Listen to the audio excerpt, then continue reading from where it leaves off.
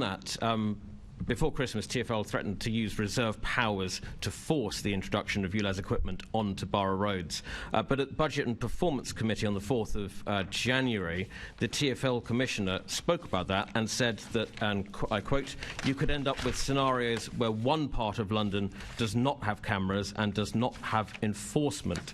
So if some boroughs stand up for their residents and stand firm against your plans to expand ULEZ, would TfL use those reserve powers and force ULEZ infrastructure onto borough roads against their will?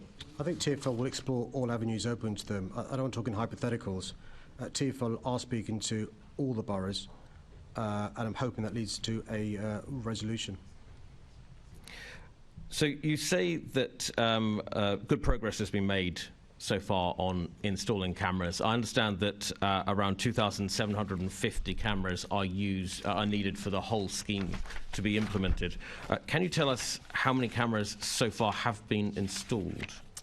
I can't. I'd be surprised if any have at this stage. So there's also, in addition to the cameras, there's 2,400 new road signs. So the work you talked about in a previous question was the discussions with the council. That's the sort of, I think, the preamble before the works begin. I'm more than happy, Chair, for somebody in TfL to write to the member in relation to where we are now, but I'd be surprised if they'd already been installed, but I can check.